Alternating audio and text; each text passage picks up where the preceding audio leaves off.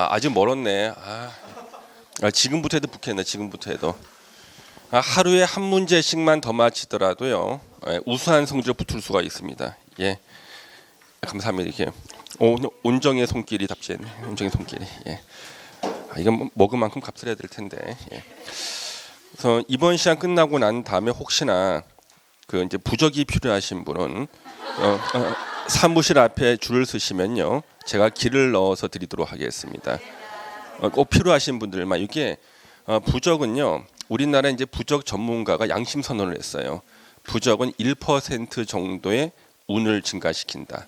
1%. 그러니까 59점이 60점은 되는데 40점, 60점은 안 돼. 그러니까 1% 정도의 운을 증가시킨다는 게 우리나라 부적 전문가의 양심 선언이었습니다. 그래서 이번 시간 끝나고 나서 여기 필요하신 분들은 사무실 앞에 줄을 서시면은 제가 길을 넣어서 이렇게 배부하도록 하겠습니다. 그럼 이 부적 뒤에다가 자기 이름하고요 생년월일을 넣어서 몸속 깊숙한 곳에 간직하면 되시겠습니다. 어떤 분은 몸속 깊숙한 곳이 어디냐 그러는데 내가 차마 말을 못하겠고 알아서 간직하면 되겠습니다. 예. 자 이제 시험에 10번 시험 보면 7번 나오는 공법상 매수 청구권인데요. 이 공법상 매수 청구권은 시험에 내는 이유가 있어요. 괜히 내는 게 아니라 그 다 이유가 있습니다. 한번 볼까요? 여기 매수 청구권인데 시험 문제는 이렇게 나와요. 장기란 말 나와요. 장기, 미집행, 도시군 계획시설 부지, 도시군 계획 시설 부지에 대한 매수 청구권 그럽니다. 이렇게 시험 지문에 나오는 이유가 이게 헌법재판소 판례 때문에 만들어진 제도고요. 헌법재판소에서 붙인 명칭이 장기 미집행 도시군 계획 시설 부지예요. 그러면 요거는 우리나라에서 부동산 공법 판례를 제일 많이 만들어낸 도시가 경기도 성남시예요. 그러니까 부동산 관련 대법원 판례, 부동산 관련 헌법재판소 판례는요 거의 다 성남시 판례예요. 왜냐하면 예전에 우리 그 국토계획법 이전에 도시계획법을 적용해서 최초로 만든 신도시가 성남시예요. 이 성남시는요 지금의 신도시의 개념이 아니에요. 서울이 재개발될 때 철거민들이 집단 이주한 곳이 경기도 성남시예요. 그래서 경기도 성남시가 분당구가 생기기 전까지는요 분위기가 어땠을까요? 1번 활기차다, 2번 칙칙하다, 칙칙한 분위기였어요. 그러다가 이제 분당구가 생기고 난 다음부터는 엄청나게 발전했죠. 그래서 이 분당은 특징이 뭐냐 그러면 서울에서 철거민들이 집단 이주했고요. 부동산 규제를 엄청나게 강하게 했는데 국가는 원래 그렇게 하는 건 줄 알고 아무도 이의를 제기 안 했다가 이제 1987년도에요. 헌법재판소가 생겼어요. 그래서 헌법재판소에다가 이제 위헌법률 심판 청구가 들어온 거예요. 이게 바로 경기도 성남시 사건입니다. 근데 여러분들 이렇게 매년 시험 나오는 문제 있죠. 매년 나오는데 매년 틀려. 그 이유가 물어보는 각도를 달리 물어보는 거예요. 한 번은 우리 앞에 있는 학생 정면 사진을 딱 찍어서 누군가 맞추라 그러고 한 번은 옆면, 뒷면 찍는 거예요. 그래서 같은 내용을 갖다가 이해를 하지 않고서는요. 매년 나오는 문제를 못 맞춰요. 그래서 요거만큼 좀 자세히 알아두셔야 되는 게 자, 우리 성남시 이런 일이 생긴 겁니다. 이거 성남시인데 자, 서울에서 이제 철거민들이 계속 이주를 합니다. 그러면 성남시에서 부족해지는 게 도시군 계획 시설이 부족해져요. 도로가 부족해지겠죠? 도로 확장. 그다음에 이제 학교도 부족해지죠. 도시군 계획 시설. 그래서 여기가 있잖아요. 갑소유인데 갑이라는 사람 소유 땅인데 요 땅에다가 학교를 설치하겠다고 도시군 계획 시설 결정고시란 거예요. 결정고시. 제일 흔한 게 학교니까 학교. 도시군 계획시설 결정고시. 학교 설치하겠다고 결정고시했다. 그럼 요 땅은 개인 땅이든 지자체든 국가 땅이든 다 도시군 계획시설 부지가 돼요. 학교 부지 되는 거죠. 학교 부지. 그러면 학교 설치할 예정지죠. 근데 요 학교 부지 건너편에 신혼 부부가 이사를 와서요. 애를 하나 낳았습니다. 너무 좋아한 겁니다. 왜 여기 학교 부지니까 학교가 들어선다는 거야. 곧.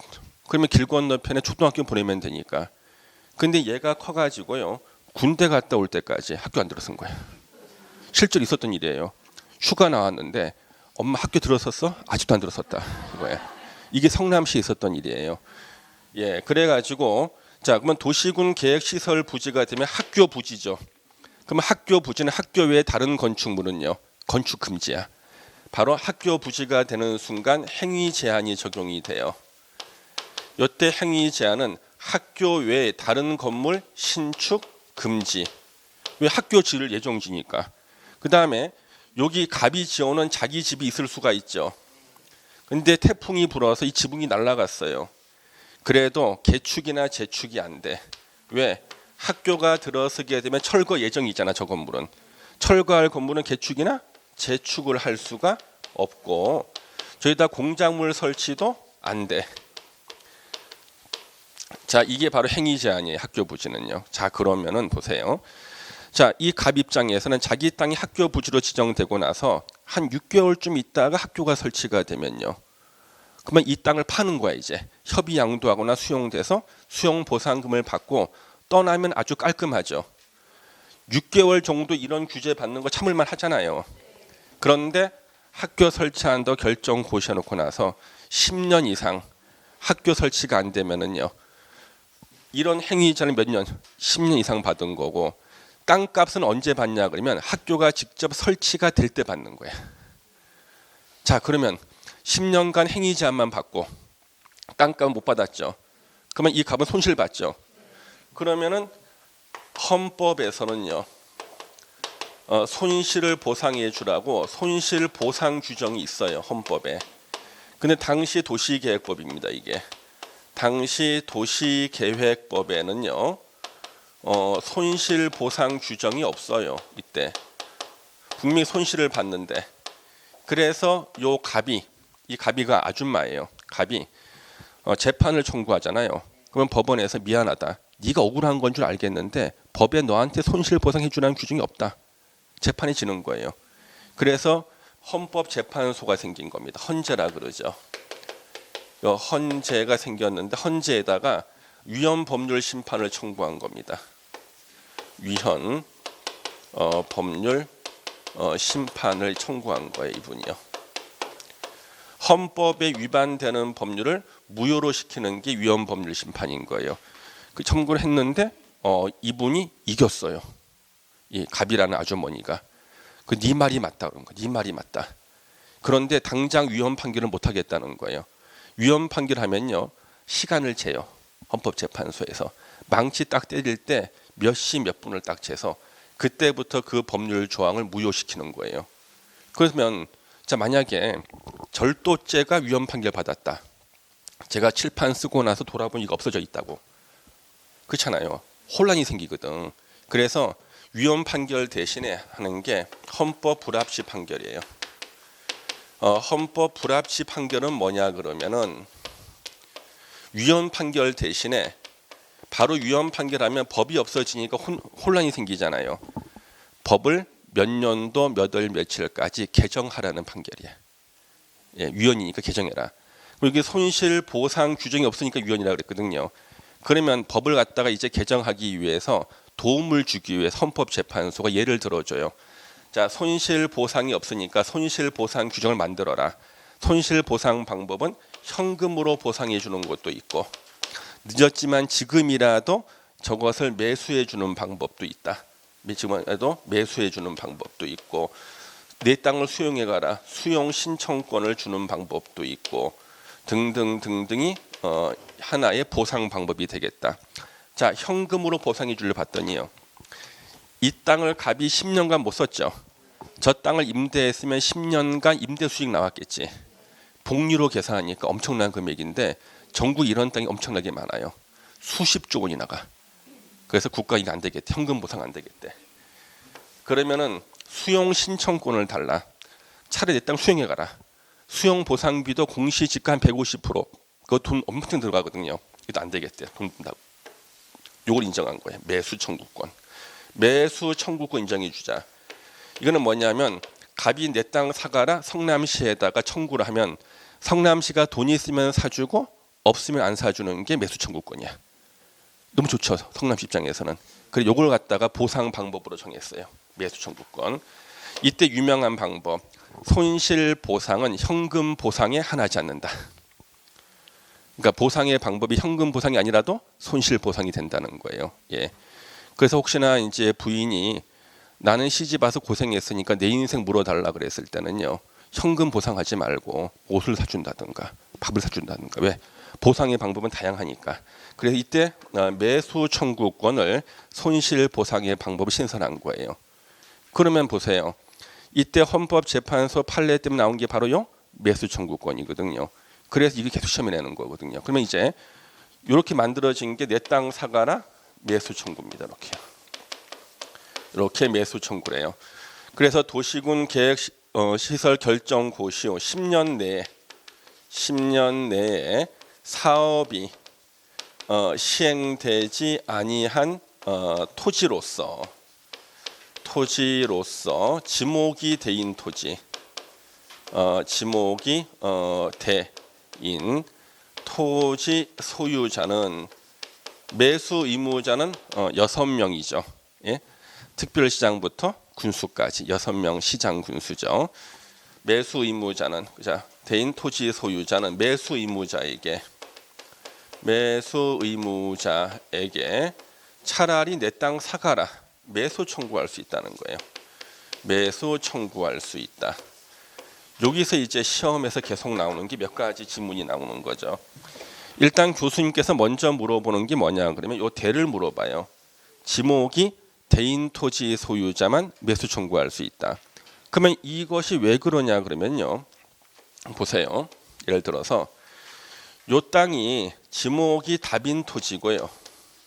논이지. 그러니까 지목이 대인 토지인데 두 개의 토지가 다 학교 부지로 지정된 거예요.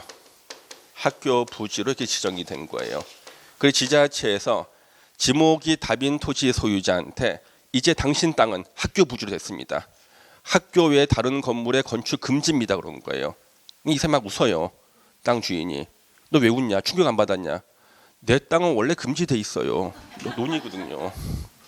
그러면 혹시나 이 건물이 부서지더라도 개축이나 재축 금지에 또 웃는 거야. 논 위에는 개축이나 재축할 건물이 없잖아요. 그러면 지목이 답인 토지는 학교 부지 지정에서 이 행위자는 해도 전혀 손실 본 게 없죠. 지목이 대인 토지는 원래 건물 짓는 땅이죠. 다음 달에 건물 지으려고 준비하고 있는데 갑자기 학교 부지 됐어. 신축 금지야. 손실 봤죠. 기존에 자기 집이 있어가지고 여기에 지붕이 날아가가지고 이제는 개축을 하려고 그랬는데 개축이나 재축하려고 했는데 개축 재축 금지잖아요. 잘 때 별을 보고 자야 돼. 손실 봤죠. 그러면 손실 본 지목이 뭐야? 대. 그래 이걸 갖다가 7번 이상 시험에 냈어. 지목이 대인 토지에 한한다. 맞죠? 지목과는 관계없이 매수 청구할 수 있다. X. 지목이 대가 아니라도 매수 청구할 수 있다. X. 그렇죠. 뻔하죠. 그렇죠. 예. 그래서 지목이 답인 토지는 어차피 금지가 돼. 충격이 없다니까. 행위자를 가더라도. 어떤 사람이 배를 몰고 가는데 네 배를 가라앉히겠다 그랬어. 막 웃어. 왜 웃냐? 내 배는 잠수함이야. 그래. 전혀 충격이 없거든. 그러니까 지목이 대인 토지만 손실을 봤다. 그래서 지목이 대가 나오는 거죠. 그다음 우리 매수 청구할 때요. 거기 보시면은 도시군 계획시설 결정 고시로부터 10년 내에 학교 설치한다는 결정 고시 10년 내에 도시군 계획시설 사업, 학교 설치 사업이 시행되지 않은 경우 가로를 보세요. 가로가 시험 2번 나왔거든. 실시 계획 인가 또는 그에 상당하는 절차가 행해진 경우를 제외한다. 공법이 어려운 이유가 기껏 본문을 다 읽고 이제 겨우 이해했는데 가로에 머무는 제외 그러니까 또 새로 이해를 해야 돼. 힘들어. 이거는 뭐냐면 매수 청구 못한다는 뜻인데 이게 뭐냐 그러면요. 우리 법학에서는요. 실행의 착수식이라는 게 있어. 언제 착수하냐 그러면요. 직전 단계를 착수로 봐. 자, 도시군 계획시설 사업은 언제 착수했냐? 삽으로 땅을 팔 때가 아니야. 삽으로 땅 파기 직전이 착수야. 직전 실시계획 인가 단계예요. 그래서 여러분들 왜 우리 그 방화제 있잖아요. 방화제 불 지르는 거. 방화제는요. 자, 어떤 분이 중개사 시험 떨어졌어요. 학원에 불 지르러 온 거야. 그래서 불을 학원 건물에 붙였을 때가 방화제 착수가 아니에요. 학원 건물에 불을 들이댈 때야. 예, 그때가 방화제 착수라고요. 그러면 땅 팔 때가 도시군 계획시설 사업이 착수 시기가 아니라 땅 파기 직전 단계 착수라고요. 그래서 직전 단계 바로 실시계획 인가예요. 뭐 실시계획 인가가 있었다는 건 뭐예요? 사업에 착수한 거야. 10년 내에 사업에 착수하지 않아야지만 내 땅 사가라 매수 청구할 수 있는데 10년 착수했죠? 매수 청구 못합니다. 시험 문제 2번이나 10년 내 실시계획 인가가 있었을 때는 매수 청구할 수 있다? X. 그렇죠? 예. 당해 도시군 계획시설 부지로 되어 있는 토지 중 지목이 대인 토지 소유자는 매수 의무자에게 토지 매수를 청구할 수 있는데 건축물하고 정착물을 포함한다. 이것도 문제가 있어요. 여러분요, 우리 부동산의 뜻이 민법에 나오죠. 민법에서 부동산의 뜻이 뭐야? 토지와 그 정착물. 정착물에는 교량도 있고 수목도 있고 건축물도 있잖아요. 근데 여기는 보세요. 지금요. 건축물 및 정착물? 이게 뭐야? 정착물은 정착물 안에 건축물 들어가는 거 아닌가? 그렇잖아요. 토지와 그 정착물 이렇게 쓰면 될 텐데 건축물하고 정착물 포함을 따로 써놨죠. 아마 문제의식이 없구나 전혀. 예. 근데 괜한 얘기를 했네. 예. 예, 민법을 공부 안 하는 사람이 법조문을 실무로 만들어서 그래요. 민법 공부 안 하는 사람이 공법을 만들어 가지고 이 사람은 건축물하고 정착물이 따로 있는 건 줄 알고 만들어. 우리는 어쩔 수 없는 거지, 그렇죠? 예. 정확히 알고 있는 사람이 혼동되니까. 자, 그러면은 이거 왜 이렇게 났냐 그러면 우리 법정 지상권이라고 있죠. 토지 소유자와 건축물 소유자 같아. 그런데 이제 이유 여하를 분분하고 소유자 서로 달라지게 되면 토지 소유자는 건축물 소유자에게 지상권을 설정한 것으로 본다. 그런데 국가나 지자체는요, 제한 물권이 설정돼 있는 권리는 취득하지 않아요. 관리가 힘들기 때문에 국유재산법 이런 데서 금지돼 있어 원칙이. 그러면은 토지하고 건물이 있는데 만약에 토지만 매수 청구해서 매수했다 그러면 이제 달라지죠. 그러면 토지 소유자는 성남시가 됐는데 건물은 개인 거면 성남시가 토지 건물 소유자한테 지상권 설정한 걸 본다? 제한 물권 설정되고 있죠. 이걸 방지하기 위해서 다 사거나 다 안 사거나 그래. 그래서 건축물의 정착물을 포함해서 매수 청구할 수 있고 실제로 이렇게 포함해서 매수 청구 안 하면요 매수를 안 합니다. 법적 금지돼 있어 못하게 돼 있어요. 예. 자, 매수 청구권자는 지목이 대인 토지 소유자가 내 땅 사가라 이렇게 매수 청구를 한 거예요. 내 땅 사가라. 매수 청구. 이때 매수 청구는요 단순한 청구권이고요. 이거 형성권이 아닙니다. 어떤 분은요 매수 청구가 형성권이 아니냐 그래요. 형성권은 민법에서 뭐 지상물 매수 청구 이런 건 형성권이지. 그렇죠? 형성권은 당사자 일방의 의사 표시로 법률 효력이 발생 변경 소멸하는 것을 말한다. 저는 이렇게 배웠어요. 법대에서. 지금도 안 바뀌었죠? 똑같이. 예. 민법은 안 바뀌어. 예. 너무 좋아 민법은. 제 소원이 민법도 1년에 몇십 번씩 바뀌면 좋겠어. 공법처럼. 우리 박기인 선생 좀 이렇게 힘들라고. 근데 제가 예전에 민법 공부했을 때하고 지금하고 조문이 한 10개 이상도 안 바뀐 것 같아요. 금치산자가 피성년 후견 바뀌는 거 이런 거 외에는 안 바뀐 게 없어요. 예, 똑같아요. 그래서 이 매수 청구권은요. 공법에서는 형성권이 없어요. 아예. 자, 5천만 국민의 일방적 의사표시로 예, 국가에 대한 법률 관계가 발생 변경 소멸 국가 절단나지 없다니까요. 단순 청구권이에요. 그 단순 청구권이니까 매수 청구를 갖다가 이거 거절할 수도 있습니다. 돈 없다 성남시가 거절할 수도 있고 돈 있을 때는 매수할 수도 있죠. 매수를 할 수도 있습니다. 그럼 이렇게 매수 여부 결정은 6개월 내에 해야 돼요. 6개월 내에 해야 됩니다. 이게 예전에 2년이었거든. 2년을 이제 바꾼 거예요. 6개월로요. 왜? 내 땅 사그라니까 살까 말까 결정하는데 2년은 너무 지나치다는 거지. 6개월 내 매수 여부 결정. 만약 매수하기로 결정했을 때는 이제 다시 2년 내에 실제 매수를 해야 돼요. 실제 매수를 해야 된다. 이렇게요. 물론 매수하기로 결정을 하고 난 다음에 매수하기로 결정을 하고 난 다음에 2년이 지나도록 차일피일 미루다가 매수를 안 할 수도 있습니다. 이렇게요. 매수를 안 할 수도 있습니다. 이렇게. 이때 이제 매수할 때는요. 제일 중요한 게 대금 지급이에요. 대금 지급이 제일 중요하다. 자, 원칙이 현금으로 대금을 지급하는 거죠. 현금. 그렇죠? 우리 명절 때 가정주부가 받고 싶은 선물 설문조사해 보니까 1등이 뭘까요? 현금. 2등은 현찰. 예. 예. 가장 받기 싫은 선물이 1등이 뭘까요? 스카프. 2등이 책. 그 제가 이번 추석 때 우리 와이프한테 스카프에다 책을 싸줄까 싶어. 예? 스카프에 책 사줘. 그래서 원칙 현금. 예외로는 예외 채권인데 채권 이름이 아까 나왔었죠? 도시군 계획 시설 채권. 시설 채권을 발행해서 대금을 지급할 수 있는데 여기서 아까 제가 말씀드렸었죠. 기억나세요? 전제 조건. 매수 의무자가 지자체인 경우. 매수 의무자가 지자체인 경우에 지자체. 매수 의무자가 지자체인 경우. 그러면 아까 우리 매수 의무자 원칙은 6명 시장 군수라고 돼 있죠. 예외를 보세요.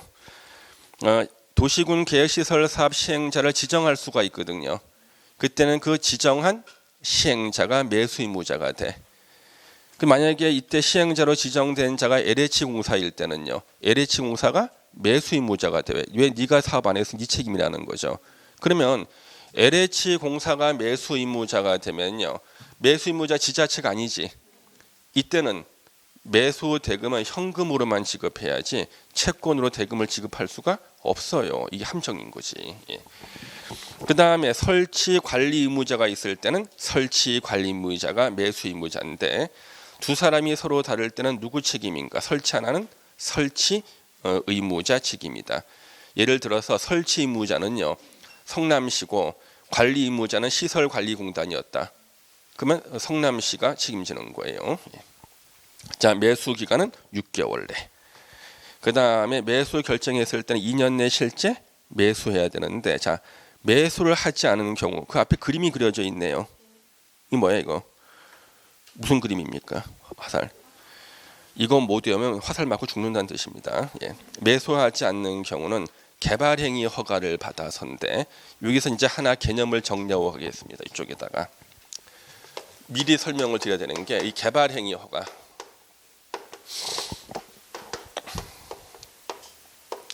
자, 이 개발행위 허가가 있잖아요. 이거 뜻이 법이 없다 그랬죠. 그래서 우리가 이제 이론적인 뜻을 공부해야 돼요. 우리 부동산학과에서 대학에서 공부하는 이론적인 뜻. 개발행위 허가 뜻은 뭐냐면 이 개발행위하고요. 우리가 흔히 말하는 개발이 있죠. 이게 절대 같은 뜻이 아니야. 개발행위와 개발은 전혀 다른 뜻이에요. 예. 먼저 우리 개발하면은요. 자, 개발이 무슨 뜻이에요, 누님? 예? 개발이 무슨 뜻이에요? 개발. 예? 개발. 다시 발전시키는 거. 예. 우리 부동산에서 개발은요. 건축이 불가능하거나 건축이 곤란한 토지를요. 건축 가능한 토지로 만들어 주는 걸 개발이라 그래요. 건축 가능한 토지. 건축 가능한 토지로 만들어 주는 게 개발이에요. 그러면 어떤 토지가요. 용도 지역이 농림 지역이나 자연환경 보전 지역이고요. 지목이 전답이야. 건축 불가능하죠. 이 땅을 개발한다 그러면 용도 지역을 변경해서 주거, 상업, 공업적으로 변경하고 토지 형질 변경을 통해서 지목이 대인 토지로 바꿔주면은요. 건축 가능한 토지가 됐죠. 이게 개발이라니까. 그래서 건축 가능한 토지를 만들어주는 걸 개발. 그 토지 위에 실제 건축을 하는 것은 민법상 부수적 행위로 해서 개발에 포함시켜. 원칙은 뭐예요? 건축 가능한 토지로 만들어주는 거. 그 토지에 건물 짓는 것도 부수적인 행위로 개발의 개념에 포함시킨다. 그런데 개발 행위는 개발과는 전혀 다른 뜻이에요. 개발 행위는 도시군 계획이나 도시군 계획 사업에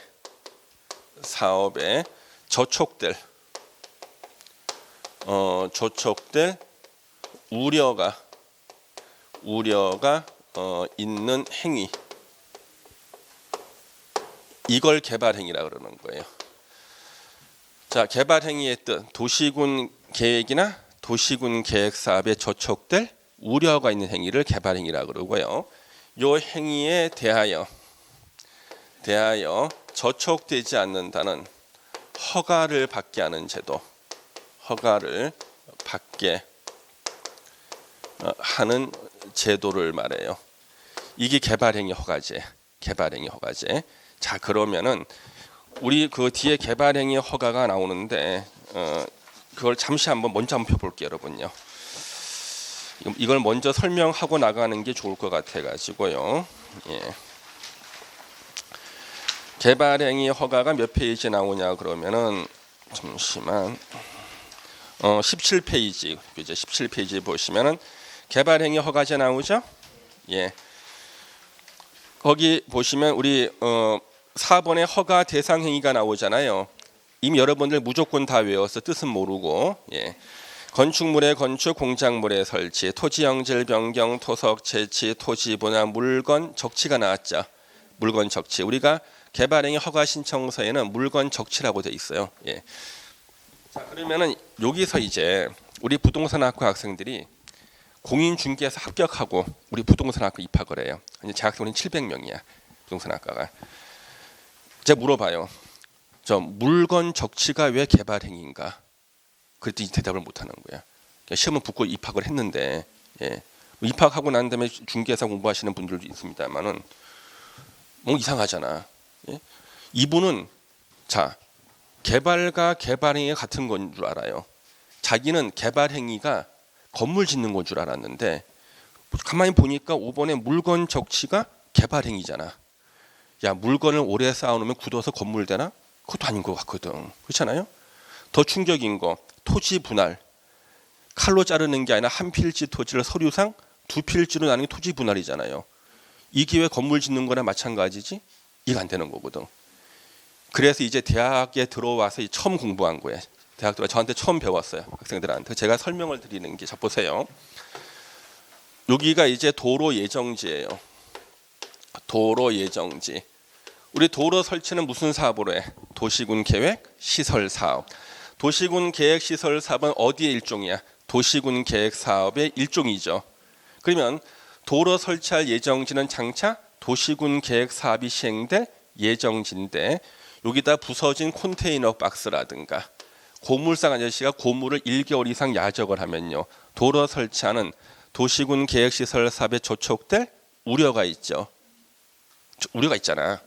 저촉되지 않는다는 개발행위 허가를 받고 해야 돼. 물건 적치. 이해되시죠? 물건을 쌓아놓으면 도시군 계획 사업에 저촉될 우려가 있잖아. 예. 이게 바로 개발행위 허가야. 그 다음에 보세요. 여기 학교 부지가 이렇게 있어요.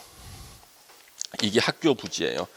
학교 부지는 장차 학교 설치하는 도시군 계획시설 사업이 시행될 예정지죠. 자, 이게 한 필지야. 1필지 1대지. 이것을 토지를 분할했어요. 4개 필지로. 나중에 도시군 계획시설 사업으로 학교를 설치하려고 봤더니요. 한 필지 면적이 작아졌죠. 도시군 계획시설 사업이 저촉될 우려가 있죠. 그 토지 분할을 개발 행위라 그러는 거예요. 그래서 개발 행위하고 개발이 같은 뜻인 줄 아는 사람들은 도저히 이해가 안 돼. 나는 개발 행위가 건물 짓는 건 줄 알았는데 왜 물건을 쌓으면 이러 갖다 건물 짓는 거나 마찬가지로 보지? 물건이 굳어 건물 되나? 왜 그 토지를 분할하면 이걸 왜 개발 행위라고 보지? 이해가 안 되잖아요. 다 외워왔잖아요. 지금까지 그냥. 예. 이해를 해야 되는 거예요. 이해하지 않으면 문제 못 맞힌다고요. 계속 응용해서 나오니까. 자, 그러면 또 보세요. 이제 토속 채취 나오죠. 도로 설치할 예정지에 흙이나 모래, 자갈을 채취, 땅을 파. 저촉될 우려가 있지. 그 다음에 토지 형질 변경이 있죠. 토지 형질 변경 원래 세 가지를 말해. 이렇게 보세요. 산에다가 건물 짓고 싶어. 땅을 잘라야 되죠. 절토. 흙으로 메우는 것을 성토. 집안을 다지는 거. 정지. 이 세 개가 본래 임의 토지 형질 변경이에요. 여기에다 특수한 경우 포장. 정지에 특별한 경우가 포장이야. 아스팔트 포장 같은 거. 그 다음에 흙으로 메우는 성토죠. 흙으로 메우는 데가 하필이면 공유수면이야. 바다, 호수, 강을 공유수면이라 그래요. 공유수면, 매립 5개죠. 자, 그러면은 도로 설치할 예정지에다 땅을 잘라. 저촉될 우려가 있지. 개발행위야. 자, 이제는 이해할 때 제일 힘든 게 나와요. 1번 건축물의 건축, 공작물의 설치가 나오잖아요. 보세요. 옛날에요. 제가 이제 대학원 다닐 때였습니다. 그때는요. 내가 건축을 하고 싶어. 그때는 건축법상 건축 허가만 받으면 돼. 건축법상 건축 허가만 받으면은 옛날에 건물 지을 수가 있었다고요. 근데 건축 허가는 우리가 흔히 기속행위라 그래요. 기속행위는 뭐냐 그러면은 내가 건축 허가 신청을 하잖아요. 그러면 담당자가요. 허가 요건에 적합한지를 살펴봐. 적합하면 무조건 허가 내줘야 돼. 재량권이 없는 거예요. 건축 허가에는요. 그래서 예전에는 건축 허가 신청을 하면은 허가권자는 건축 허가 요건에 적합한지를 살펴보고 적합하면은요 거절하지 못하고 무조건 허가를 내줘야 돼. 이게 바로 기속행위라고요. 그건 이제 문제가 터졌어요. 저 지방의 모 광역시였습니다. 안 좋은 일이니까 제가 실명 말 안 하고 모 광역시에서요. 여러분이 좋아하는 그 러브호텔 있잖아요. 러브호텔 건축 허가를 신청한 거야. 한적한 농촌 마을 입구에다가. 예. 왜 웃어요? 본인이 좋아하는 게 나와서. 예. 우리 이름 보세요. 딱 이렇게 돼 있는 거예요. 이렇게. 여기가 농림 지역이고요. 농림. 여기가 도시 지역인 거예요. 도시 지역. 그러니까 도시 지역 땅이 농림 지역 뚫고 들어간 거예요. 그래서 여기다가 아슬아슬하게 바로 여기까지는 도시 지역 땅으로 숙박시설 허가가 나오는 거예요. 주변을 돌아보면 경치가 너무 좋은 곳이지. 이런 땅 있잖아요. 여기다가 숙박시설 건축 허가 신청했는데 기속행위잖아요. 허가 안 내줄 방법이 없거든. 내준 거예요. 이 대박을 쳤네. 대박을 쳤네. 이제 난리가 나 전국에. 이런 땅만 찾아내면 대박을 치는 거야. 이제 이런 땅만 찾아내면. 그렇잖아요. 예, 그래서 국가가 누가 봐도 바람직하지 않은 곳에 바람직하지 않은 건물을 못 짓게 할 방법이 없을까 고민하다가 만들어낸 게 개발행위 허가제야. 개발행위 허가제 이제 건축물에 건축을 집어넣는 거예요. 자, 보세요. 자, 이런 대지가 있어요. 이거 갑소유인데, 자, 우리 개발행위 허가제가 생기기 전에는요, 자신 소유 대지에 건축법상 허용되는 건물을 짓겠다고 건축허가 신청하면요, 건축허가를 내줘야 되잖아요. 근데 여기다 건물 짓게 되면은 이 대지는 현재 갑소유지만 장차 도로가 지나갈 예정지죠. 그러면 도로 설치하는 도시군 계획 사업에 저촉될 우려가 있죠. 이때는 건축법상 건축 허가는 가능하지만 국토계획법상 개발행위 허가는 불가능한 거예요. 자, 그래서 이 개발행위 허가제가 생기고 난 다음부터는요, 실무에서는 내가 건축하고 싶다. 허가 신청서 2개를 써야 돼. 건축법상 건축 허가 신청서. 그다음 국토계획법상 개발행위 허가 신청서 2개를 쓰는데 지자체마다 틀렸어요. 어느 지자체는 건축법상 건축 허가 신청서 뒤에다가 개발행위 허가 신청서를 첨부해라. 어떤 데는 정반대로 했거든요. 그러다가 8년 전에 정리를 했어요. 현재는 정리된 것이 건축법상 건축 허가 신청서에다가 개발행위 허가 신청서를 첨부하고 개발행위 허가가 가능한 경우에만 건축법상 건축 허가를 내주고 건축 허가를 받으면 개발행위 허가를 받은 것으로 본다. 이렇게 정리가 된 거예요. 예, 그래서 건축 허가 받으면 개발행위 허가 받은 것으로 본다. 그 반대는 없어요. 개발행위 허가 받을 때 건축을 본다는 것은 없어요. 예. 그래서 지금은 개발행위 허가도 통과해야지만 건축을 할 수가 있기 때문에 개발행위 허가 가능한 경우에만 건축법상 건축 허가를 하고, 건축 허가 받았다는 뜻에는요 개발행위 허가도 받은 것으로 본다 되는 거죠. 이해되시죠? 그럼 이때의 건축은 개발로서의 건축인가 개발 행위로서의 건축인가? 개발 행위로서의 건축이에요. 저촉되지 않을 때. 그러니까 건축이 저촉될 우려가 있다는 거죠. 저촉 안 될 때 건축에 대한 개발행위 허가를 내주는 거예요. 그 사람들은 저 건축법에서 나오는 건축이 여기 왜 나옵니까? 그래. 건축법에서 나오는 건축이니까 신축, 증축, 개축, 재축, 이전 5가지를 요런 땅에다 할 때는요. 건축법상 건축 허가의 요건도 적합하게 맞고 도시군 계획서에 저촉되지도 않아야 돼. 자, 그러면은 여러분들한테 바로 까먹기 전에 하나만 더 설명을 드리고 신도 나와야겠구나. 다음 페이지 개발행위 허가 기준을 보세요. 개발행위 허가 기준에서 면적 기준이 1번에 나오죠? 거기 2번 보세요. 도시군 관리 계획 및 성장 관리 방안의 내용에 어긋나지 아니할 것. 왜? 도시군 계획이나 도시군 계획 사업에 저촉될 우려가 있을 때, 저촉 안 될 때 허가 받는 거잖아요. 3번 기준 보세요. 도시군 계획 사업 시행에 지장이 없을 것. 그러니까 의의만 알면은 허가 기준 외울 필요도 없지. 그렇잖아요. 도시군 계획 사업에 저촉될 우려가 있는 것이 개발 행위고, 저촉되지 않아야지 허가를 내줄 수 있는 거잖아요. 그렇죠? 예. 자, 그러면 보세요. 다시 이제 일단 기본 개념을 받고, 자, 매수 청구를 거절하거나 매수한다는 약속을 어기고 실제 매수 이전 내 안 했어요. 그러면 이제 토지 소유자, 저 갑은 내 땅 사가라 그랬는데 안 사갔잖아요. 그럼 이제 내 땅 위에 내가 필요한 건물을 짓고 살겠다는 건데, 그래도 자기 땅이긴 하지만 도시군 계획 시설 부지죠. 장차 도시군 계획 사업이 일어날 예정이고 여기다가 자기 땅이지만 건물 지으면 저촉될 우려가 있죠. 그래서 저촉 안 된다는 개발행위 허가를 받아야 돼. 여기 나오죠. 예, 2페이지. 그래서 그냥 하는 게 아니라 개발행위 허가, 도시군 계획시설 사업에 저촉되지 않는다는 개발행위 허가를 받아서, 자, 꼭 필요한 건물 3층 이하 단독주택, 3층 이하 1종 근생, 3층 이하 2종 근생인데 단 2종 근생 중에서 여러분들이 좋아하는 거는 제외죠. 단란주점, 안마시술소, 노래연습장, 다중생활시설 제외. 예. 그다음 공작물을 설치할 수 있다. 그래서요. 지금 뭐 저를 제외한 나머지 우리 부동산학 교수님들은 다 출제위원들이거든요. 저는 한 2번 사퇴하니까 이제 알아. 저한테 이제 안 보내. 제가 민간 교육기관에서 강의하기 때문에 사퇴합니다 그랬더니, 다른 교수님들이요 이렇게 보면은 3층 이하 단독 주택 있잖아요. 이것을 3층 이하 다세대로 내더라고, 틀린 지문으로. 그래서 제가 딱 보고 나서 3층 다세대 예상 문제 만들었거든요.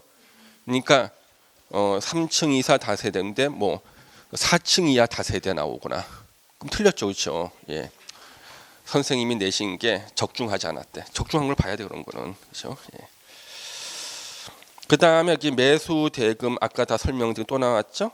예. 도시군 계획시설 채권 또 나왔는데 여기 조심할 거 보세요. 상한 기간과 이율은 조례로 정하고 발행 절차는 지방재정법, 매수 가격 매수 절차는 공시법을 준용합니다. 체크하셔야 되고요. 근데 왜 이걸 갖다 그렇게 많이 내는가? 요걸 계속 내는 이유가 있어요. 여러분 한번 볼까요? 이게 얼마나 웃기는 제도인가를 한번 이해를 한번 해보겠습니다. 시간이 없지만 한번 보면, 자, 이 갑이라는 아저씨가 60세예요. 60세면 한갑이죠. 60세면 요즘에는 그냥 청년이죠, 그렇죠? 바위돌도 씹어먹을 나이도 60이면 60 청춘 90 한갑 해야 되는데 60세 때 이제 환갑 기념 식사를 하고 있는데 지자체에 통지서가 온 거예요. 당신의 땅을 학교 부지로 지정하겠다. 열 받아서 쓰러진 겁니다. 그래서 쓰러지고 났는데 집목이 대인 토지고 10년 지났어. 70세 때 매수 청구했어요. 매수 여부 결정은 6개월 내죠. 70.5세 때 매수하기로 결정했거든요. 2년 내 실제 매수죠. 72.5세 때 실제 매수를 하는데 물어볼게요. 태풍에 자기 지붕이 날아가잖아요. 그래도 개축이나 재축 금지죠. 여기 살 수 있어요? 이사 가야 되지. 이 땅 위에 살지 않는 사람은 부재 부동산 소유자가 되지 무조건. 그럼 얼마까지? 3천만 원까지만 현찰로, 나머지는 다 채권을 지급받죠. 채권의 상한기가 몇 년? 10년. 그럼 이 사람이 현금 만지는 거 82.5세 때 이제 현금을 만지게 되는데 살아있지 않거나 아니면 치매에 걸려서 돈 받는 것도 까먹고 살 수도 있고. 자, 그러면 성남시에요, 학교 부지가 도시 안에 있을까 외곽에 있을까? 도시 안에 있어. 땅값이 평당 3천 정도 가요. 그 땅이 현재. 그러면 땅 학교 부지는 몇십 평 규모인가 몇천 평인가? 몇천 평인데 한 평은 현찰로 주고, 그러면 다 채권을 주겠다는 거지.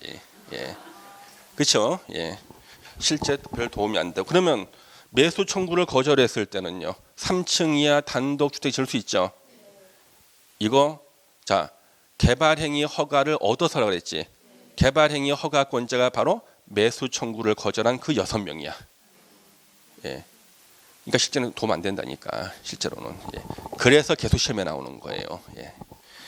매수 청구를 거절했던 바로 그자가 또 왔네 그러는 거지. 또 왔네. 예. 해봤자 소용없어. 예. 너 올 줄 알았어. 소용없는 거죠. 예. 같은 사람이야. 예. 예. 개발행위 허가를 받아서 해야 되니까 허가 안 내주죠. 예.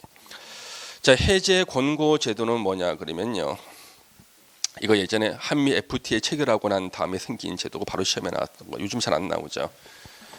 한미 FTA를 체결하고 난 다음에 이게 예상 문제였습니다. 왜요? 미국한테 소송 당하지 않기 위해서 만든 게 해제 권고 제도예요. 미국 투자자가 미국에는 없는 부동산 규제로 우리나라에서 규제를 받으면요, 대한민국 정부를 상대 소송을 제기할 수 있거든요. 그래서 외국인들이 갖고 있는 토지에 대한 규제를 완화시켜 주려고 만든 해제 권고 제도입니다. 그래서 내 땅 사가라가 아니라 이거는 뭐냐 그러면은, 자, 도시군 계획시설 결정 고시에서 10년 내 사업이 시행되지 않거나 또는 10년이 안 됐다 할지라도 설치할 필요성이 없어진 경우, 학교 부지 옆에 다른 학교 먼저 생겼어. 설치 필요성이 없죠. 그때는 그 현황과 단계별 집행 계획을 지자체장이 지방의회에 보고를 하고요. 보고를 받은 지방의회는 해제를 하라고 권고할 수 있다. 권고를 받았을 때는 특별한 세웠으면 해제를 위한 도시군 관리 계획을 결정해라. 다 특별한 사유 있다 그러고요. 실제 해제 권고를 해제된 것이요, 인천에 몇 건 있어요. 전국에 10건이 넘지 않아요. 예. 그 다음에 결정권자가 아닌 시장 군수는 도지사에게 해제 결정을 신청해야 됩니다. 예. 자, 여기까지가 이제 매수 청구권이죠. 그래서 매수 청구권은요, 내용을 이해해야지만 문제를 맞춰요. 예. 그냥 외우면 안 돼. 예. 이해되시죠? 잠시 이해되는 순간이 있어요. 잠시. 예. 오래 지속이 안 돼. 밑에 우리 농지법에는 매수 청구가 2개가 나옵니다. 먼저 농지법에서 농업진흥지역, 옛날에 우리 어른들은 절대농지라 그랬거든요. 지금은 농업진흥지역이라 그러죠. 농사 열심히 짓는 곳. 농업진흥지역의 농지를 농지의 소유자가 너무 규제가 너무 심해. 나 이제 농사 못 짓겠다. 내 땅 사가라. 매수 청구. 그래서 농지를 소유하고 있는 농업인이나 농업법인이 내 땅 사가라. 한국농어촌공사에다가 매수 청구를 하고요. 요때 매수 가격이 중요해요. 감정평가업자가 평가한 금액을 기준으로 한다. 공시지가 X야. 예, 이때는 감정평가한 가격 기준, 공시지가가 아니에요. 그다음 이제 농지 매수 청구가 나오잖아요. 이걸 한번 정리를 해보겠습니다. 이쪽에다 써야 되는데, 예, 여기 써볼게요. 자, 우리는 농지법에서는요, 이 농지를 소유할 자격을 상실하는 경우가 있어요. 언제냐? 그럼 예를 들어서 농업고등학교가요, 신입생이 없어서 폐교가 된 거예요. 폐교. 그러면요, 농지를 소유할 자격을 상실하거든요. 이럴 때는요, 1년 내에 처분해야 돼요. 처분 의무가 생깁니다. 근데 만약에 처분을 안 했어요. 그러면은 농지를 처분하라는 처분 명령을 할 수가 있습니다. 처분 명령은 누가 하냐 그러면 시장, 군수, 구청장이 6개월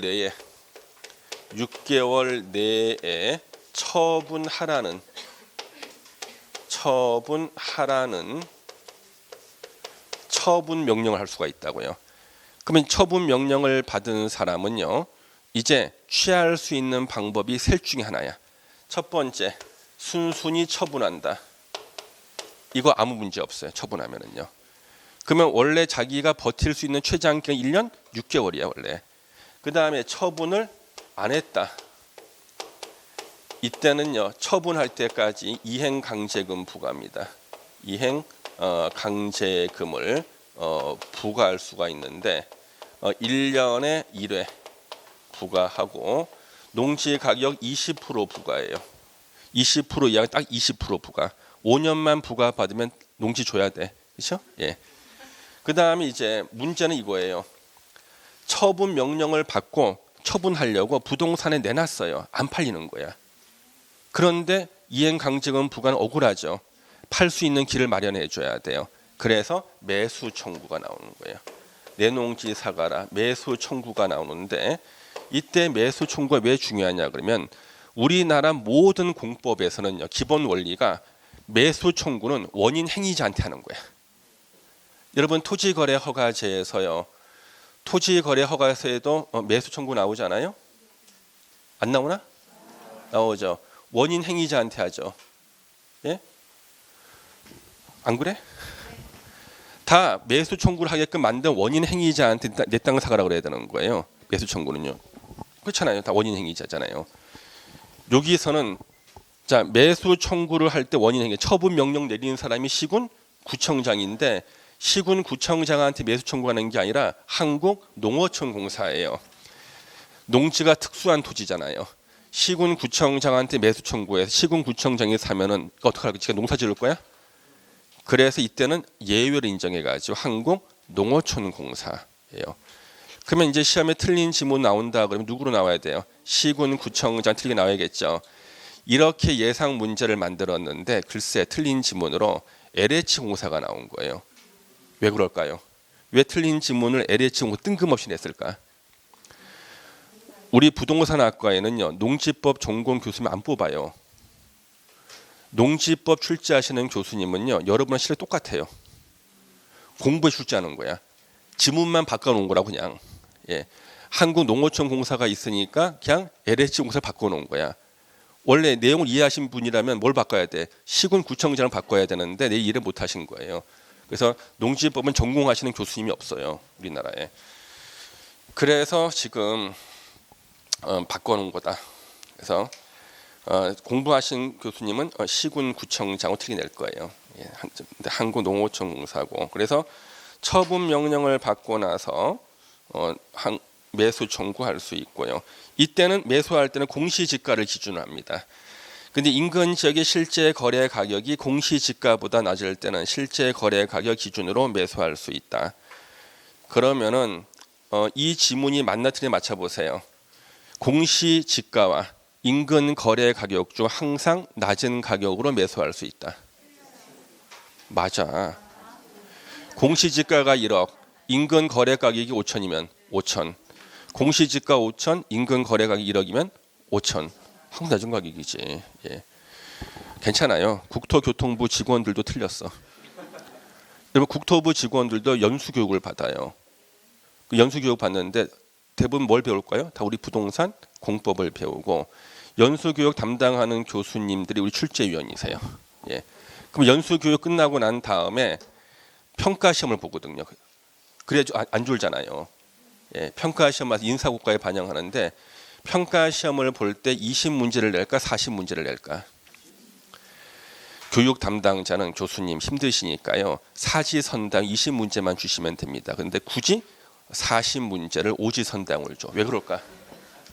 예? 왜 그럴까? 재활용하기 좋아서. 그렇잖아요. 예. 그러면 우리 전국에 공무원 연수원이 있어요. 부동산 인허가 담당 공무원 연수원. 연수원에서 항상 문제를 갖다가 볼 때 20문제에 사지선다로 달라 그랬는데 꼭 우리 공법 교수님들은 오지선다에 40문제를 준다. 예. 그 이유가 있겠죠, 그렇죠? 예. 항상 거기 나왔던 문제. 그러면 거기에서는 출제 오류가 있다 그래도 소송 제기할 사람 없죠. 거기서 일단 한번 문제 걸어겠지. 그렇죠? 검증이 한 몇 번 끝나고 난 다음 우리 중개사 시험 내겠죠. 예. 그래서 그런 문제를 미리 우리가 봐야 돼요. 그래서 오늘도 제가 중간중간 설명을 드릴 거예요. 그래서 다른 교수님들이 이제 그 공공기관 저도 제가 우리나라 공공기관 중에서 제가 한 200군데는 강의를 나갑니다. 예. 그래서 200군데 정도 강의를 나가기 때문에 강의 나갈 때마다 이제 문제를 내라 그러면 그냥 제가 문제 내고 그 다음에 다른 교수님도 있잖아요. 제 문제를 빌려줘. 이걸 내시라 그러고 일부러 별표도 해드려. 이 문제 내시라 그러고. 예. 자, 그래서 여기 지금 우리 농지매수청구는 보통 지문에 나오니까 기억하시는데 어떤 분이 또 물어보시는 너무 깊이 공부하신 분이 있어요. 지금은 절대 옆에 깊이 파고들면 안 돼요. 학문을 하시는 분들이 있다니까 안 되고 학문은 시험 붙고 나서 하면 돼. 파고들지 말라니까요. 계속 파다 보면 무덤을 파게 돼. 그러니까 절대 파고들면 안 되는 거야 지금은요. 지금은 달달달달 외워가지고 자주 봐가지고 찍으면 되는 거죠, 그렇죠? 달달달달 외워 시험 보는 그날만 머릿속에 들어가 있으면 돼. 안 들어가면 귀에 걸쳐 가서 살살 걸어가요. 흔들지 말고. 예.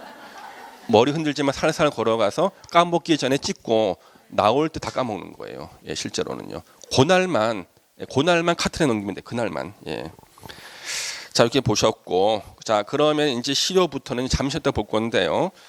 이제 좀 어려운 것은 제가 자세히 설명을 드리고 여러분 공부 많이 했던 거 있잖아요. 함정만 제가 체크해 드릴 거예요. 10분만 쉬었다 하겠습니다. 그다음에 부적이 원하시는 분들은 줄 서세요.